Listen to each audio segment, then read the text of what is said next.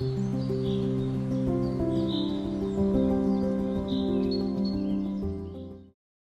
to Conversations, a podcast series of Berkshire Centerpoint with artists, musicians, writers, philosophers.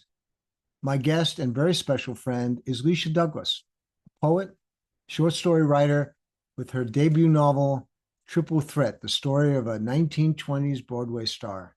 Welcome, Leisha. Thanks, John. Good Now, to see you. it is good to see you. And I introduced you briefly as Elizabeth because that's your given name, but you've always gone by Leisha. But there's a story behind that. And the story is absolutely intertwined with the story of Triple Threat. Tell us a little bit about the background of this story and how it relates to you. Well, Elizabeth Hines is the heroine of Triple Threat, and she was my mother's mother, so therefore my grandmother.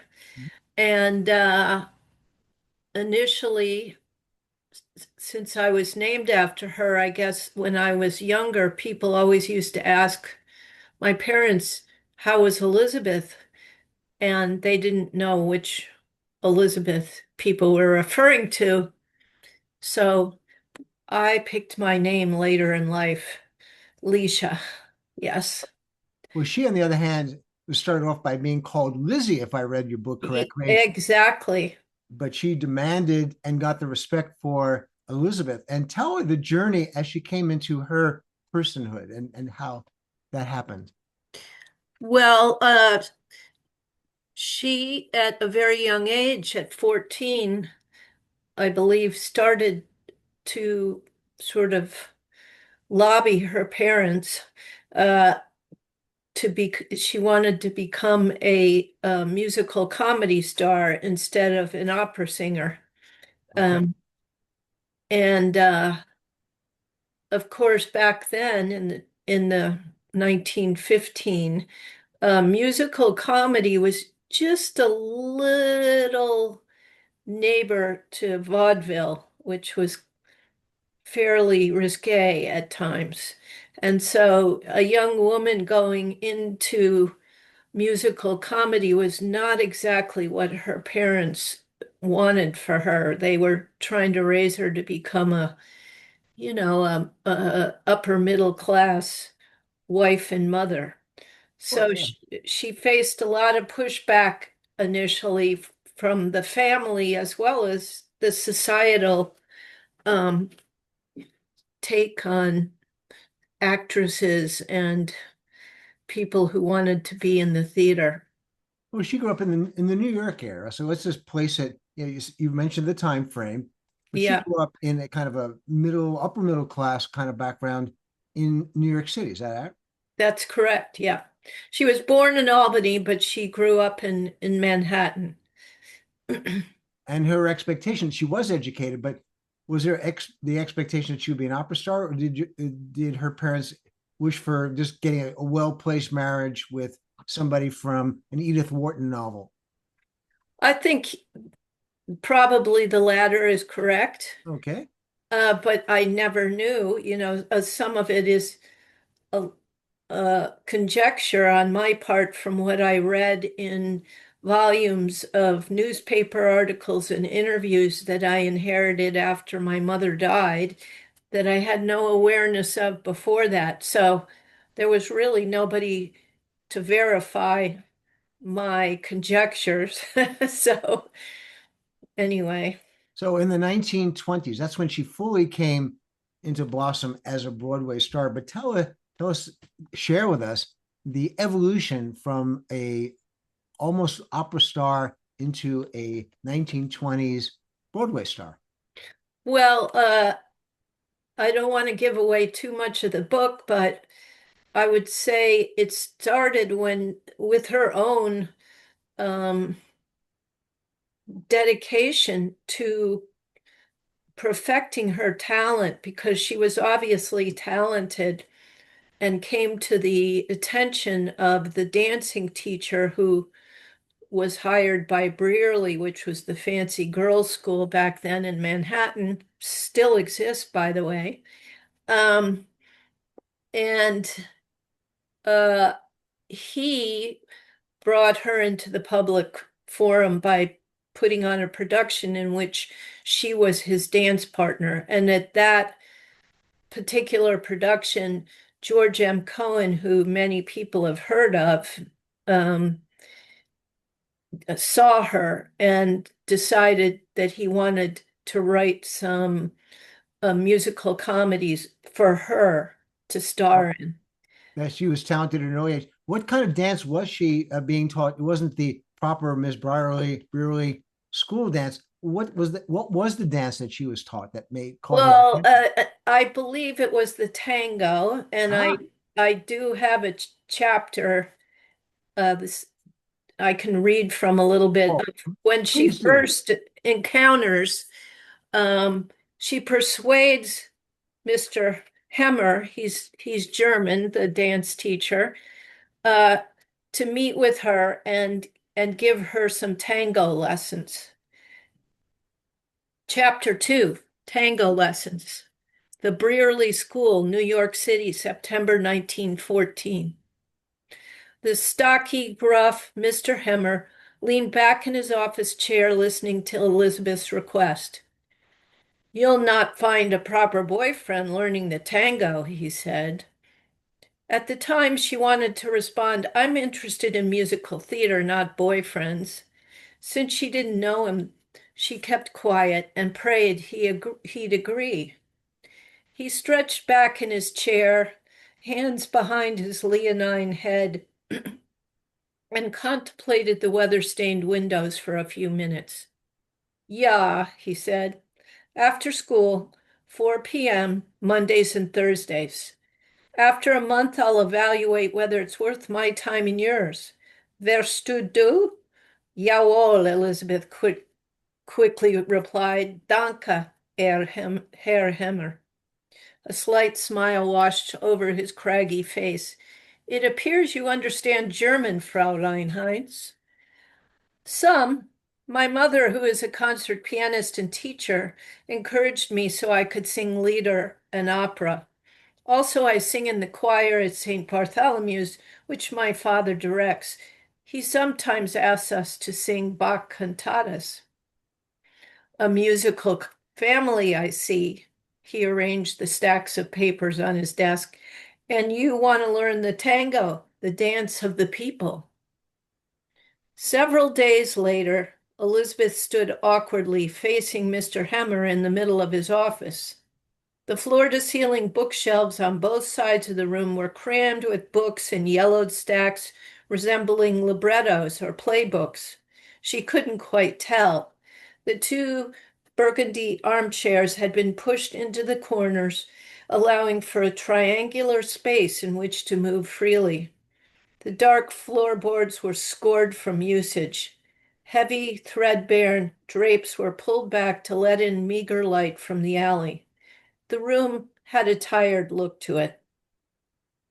Above technique and steps, communication between partners is foremost, Mr. Hemmer explained. In short sleeves and vest, his suit jacket removed, he leaned against the desk front, arms crossed.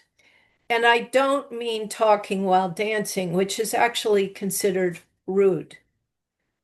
What does he mean and where is he going? Elizabeth If wondered if she had made a mistake asking Brearley's new dance teacher to help her.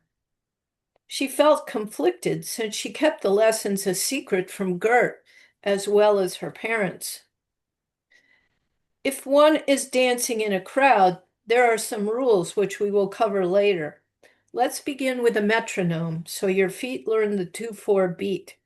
You're probably used to the waltz. He reached to the bookcase behind the desk and set the metronome to tick. A primary aspect of communication is learning to listen. The tango is nonverbal listening. As tango partners, we listen with our bodies. Therefore, the embrace is key. Chest contact, heads close with a relaxed upper body. The invitation to tango is also nonverbal through eye contact. If a man looks at you and you nod affirmatively, you have accepted a dance. He straightened up, cocked his head as if querying her. Elizabeth hesitated, then nodded. He approached her, extending his open left hand.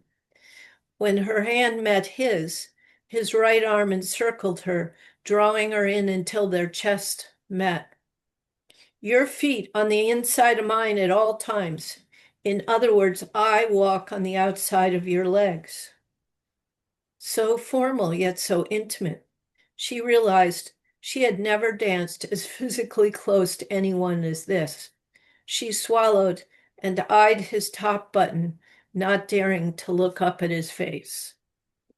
Wow, what a great introduction, well, to the story and the way you set the scene. You know, you could almost smell the old leather, the mustiness of the room, and that Germanic background with manuscripts and librettos. And then all of a sudden, you're there with Herr Hammer, and like Yeah.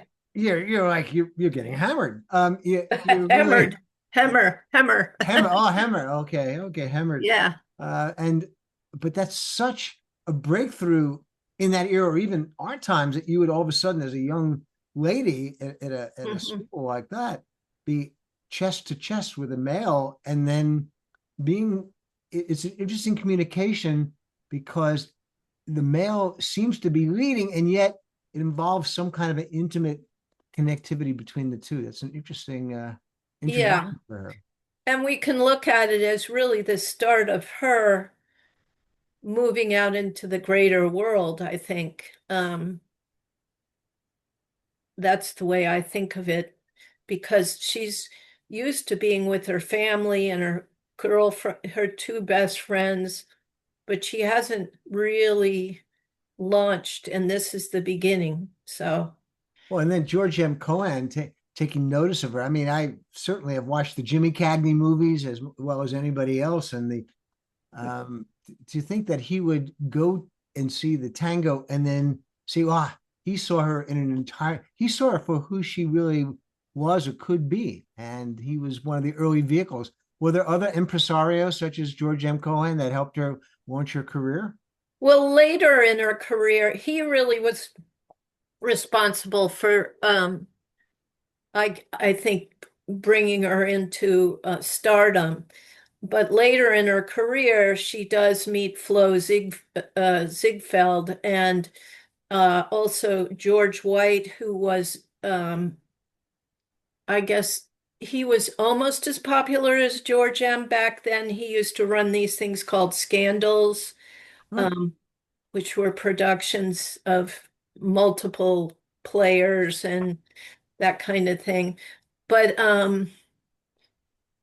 really, for Elizabeth, I think the first real big breakthrough was when she performed in a play called Lovebirds, which George M. had. Uh, no, he didn't produce that. Sigmund Romberg did, but she has a starring role in that, and that begins her stardom because she moves from one starring role to another until Nellie Kelly, which was her standout role. That's what she was known for.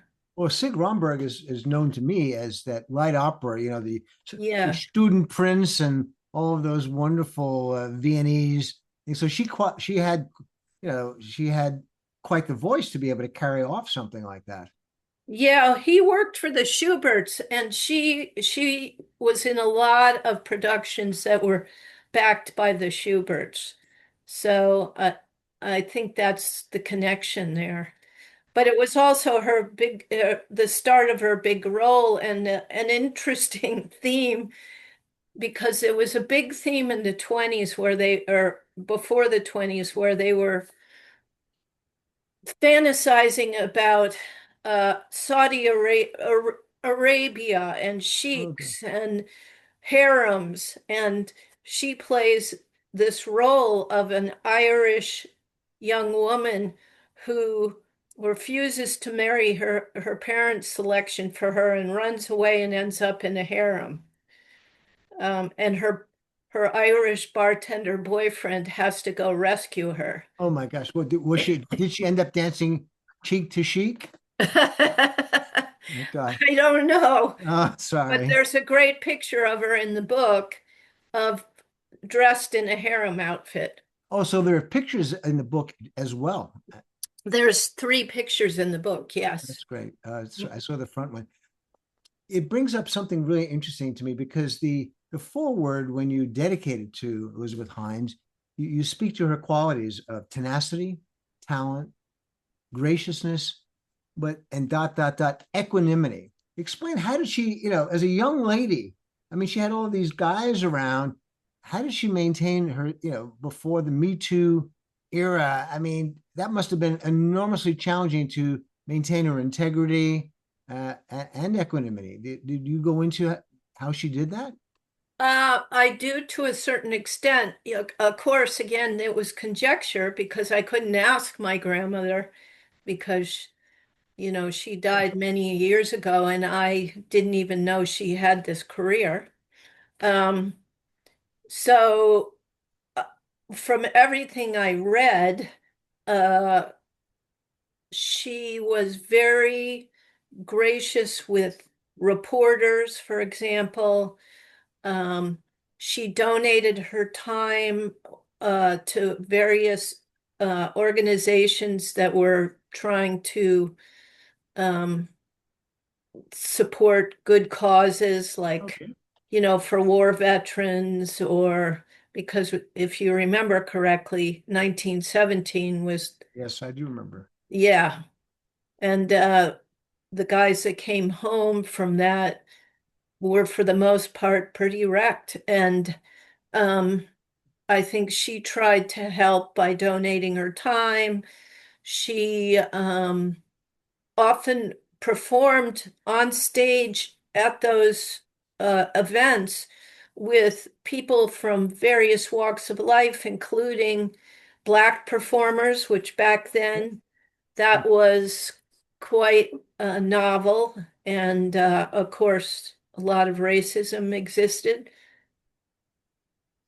but she didn't seem to have that kind of edge to her. She seemed to accept people for who they were and bring out the best in them.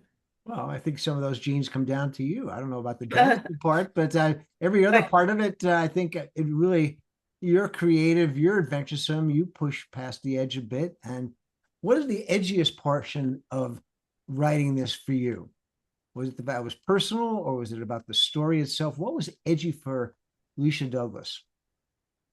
Well, first of all, I had never written a novel before. Okay. So I was a little nervous about that. And thank God I had an amazing editor um, who I met through a friend who I would send like two or three chapters at a time to her. Um, and I think at times she was more like my midwife, uh, my literary midwife, than she was an editor because there were times when I was like, I don't know if this is even interesting and that kind of thing. But uh, I made it through, and I think people are enjoying the book. At least that's the reports I get from various sources. Well, I enjoyed the book. It's a very personal story. How do you approach something that personal to get objectivity so that it's meaningful to us as an audience, as well as revealing enough of your own stuff, your own qualities of life? Yeah. Well, first of all, I guess you could say the secrecy in the family that was maintained around her career worked to my benefit in this way because I I had to fictionalize how things played out.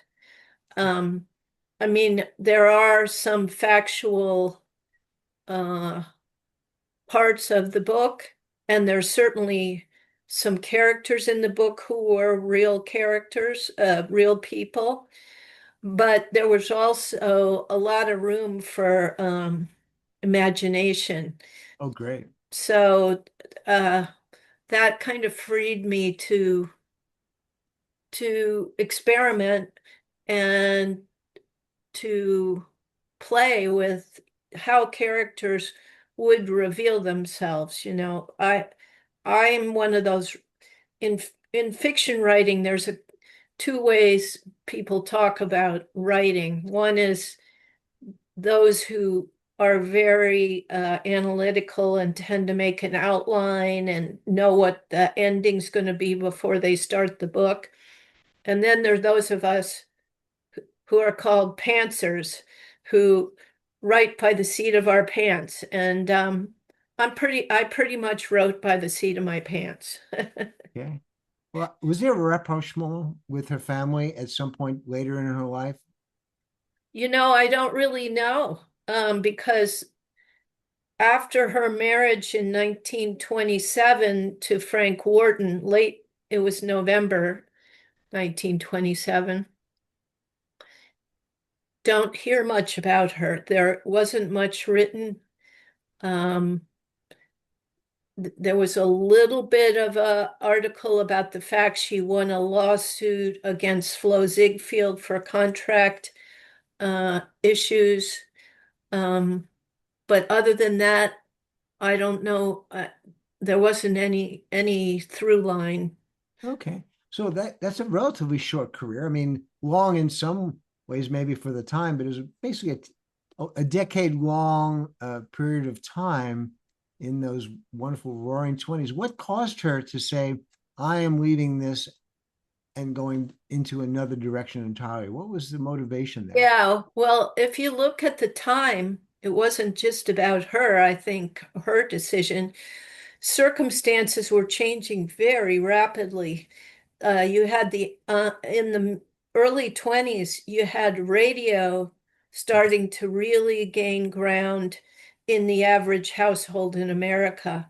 I forget the statistics, but it was an incredible rise from, the development of the radio to suddenly a lot of households in America Sure. having radios. And there were radio plays and, of course, music. And so people who couldn't afford or wouldn't necessarily afford going to the theater were listening to the radio. Okay. And then in about 26 or so, the talkies started. And there were a lot of little theaters that sprung up all over Manhattan, those nickel theaters where you could go in and watch a silent movie. Yeah. And people opted to do that instead of pay the higher prices to go to a musical comedy. So I think those outer pressures, plus a lot of her peers were getting drafted to go to Hollywood to make pictures. And I don't think Elizabeth really enjoyed being in like a studio environment and trying to act. She liked the interaction with the audience. Sure. So I think those pressures were determining her decision, and also the financials. Um, work was not as easy to get in a regular fashion. Sure. She had broken with George M. Cohen several years prior. And my suspicion is that her husband, my grandfather, who I also didn't really know, he was a British gentleman, and Ah, I think he was probably pretty patriarchal and didn't want his wife to work. So I think the confluence of all those things really uh, led to her sort of vacating the stage. wow. Yeah. I mean, bring on Hugh Granville, Elizabeth Perkins, and that whole group, kind of coming to America. I could see Yeah. that that's happening. Did she ever do any recordings with a voice like that? Did they ever ask her or any extant recording people? I think there are, but I haven't been able to track them down. I did see a few songs that were done from various productions of Cohen. I don't know which ones she was in though. And Nellie Kelly was made into a movie with Judy Garland. So Okay. Judy Garland sang a lot of the songs that my grandmother sang Wow. in the That's initial, yeah. well, I'd love to hear more in your own voice, more from Tango or some other portion of the book, kind of bookend this here to kind of give Okay. us a sense of this. Okay, so we're going to continue with the chapter uh, about the tango that we started. Okay. So we're starting with Mr. Hemmer here. Let's walk in 2/4 rhythm. He guided her backwards, maintaining their closeness. Although her legs complied, her upper body clenched. She longed to push him back an arm's length. As they circled the room, she sensed a strange split between desire to surrender to or resist his firm hold. You'll get winded quickly if you don't breathe, Mr. Hemmer said. She wanted to say, "Let go of me, then I'll breathe," but she didn't. "And if you don't breathe, you won't be able to relax." Despite her discomfort, Elizabeth willed herself to let go. She knew well how to balance the physical and emotional and move towards mastery. Her years of ballet, piano, and voice training came to the fore as they circled the room. "Remember what I said about eye contact and communication," Mr. Hemmer said. "Lift your head, girl. This is a dance of affirmation, not defeat. Life's music is yours." They swayed and glided to the tireless metronome tick. With each circle, Elizabeth felt her whole body synchronize and melt into his lead and rhythm. One black eyebrow quizzically lifted over his blue eyes. "That's it, Elizabeth. Your body is getting rhythm. Feel the difference?" She nodded. He twirled her out at an arm's length as a finale. "Next lesson, we add some music." He walked her to the door. "Life's music is yours." His words resounded as Gert and Elizabeth walked home, dodging puddles and mud splattered by the occasional carriage.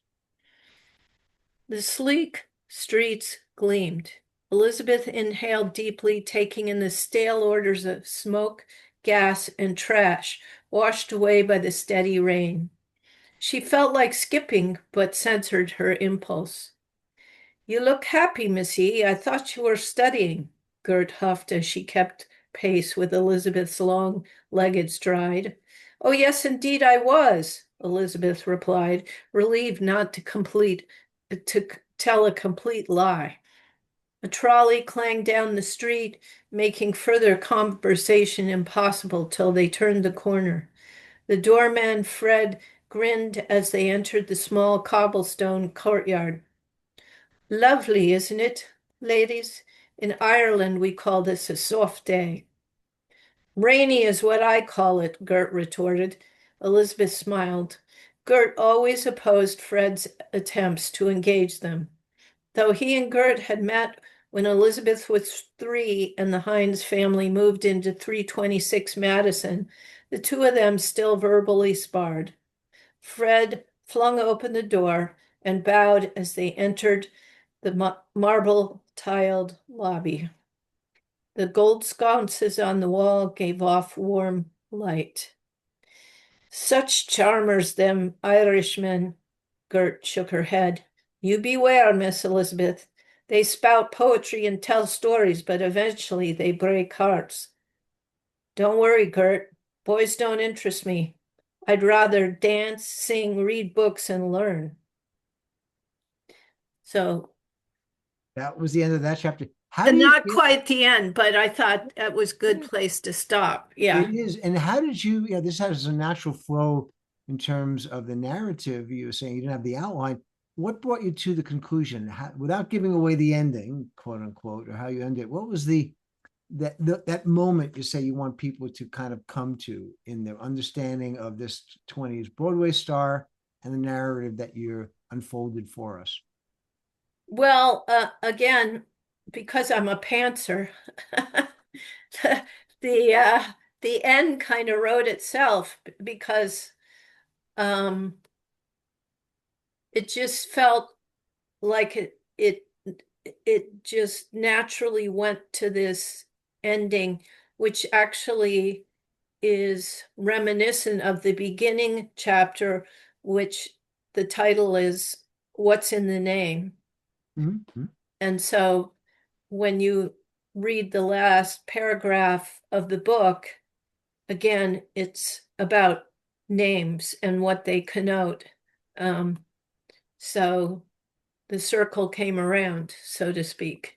Oh, circling around to Elizabeth slash Leisha Douglas, you're a poet, a short story writer, now a published author, but there's more in your future. I gather there's a full length manuscript that we're going to have a chance to see sometime soon. Yeah, I've just my full length poetry manuscript was accepted by or selected by Moonstone Press for upcoming publication. So it should be out by the end of the year at the latest, Yeah. and maybe sooner than that. It's Well, called Mudlarking. woodworking. Well, that would be something that I am absolutely looking forward to. And I hope you come back and read from, you'll have a chance to read many of the different poems from that. I look forward to having a further conversation on that. And you're doing something that your grandmother didn't quite have an opportunity to do. You're not retiring from the limelight. You're actually coming into the limelight. So you're taking that narrative of one Elizabeth and carrying it forward. So congratulations. Thank you very much, John, and it's been a pleasure being interviewed by you today, having this conversation, and I hope people enjoy it. Well, and more importantly, they should go and purchase the book. It's on Amazon. Was it Sibylline Press? Is it? Yes, it's on Amazon, Barnes and Noble. Yeah, and it's both in ebook format and print, and by the end of the year, I believe it'll be in Audible too. So Okay. Yeah, we're I'm an ebook kind of a guy. That's the one that I have, and I'm enjoying it. Um, Finally, when they want to find out more about your writings, share with us your email, your website, I should say. yeah, my website is leishadouglas.com. Hard Pretty to easy. like yourself, uh, Yeah, hard to forget, easy to remember. Thank you yep. so very much, Leisha. It's been a real pleasure. And again, read the book and get ready for more poems from Leisha Douglas, author. Thank you very much. Bye, everybody.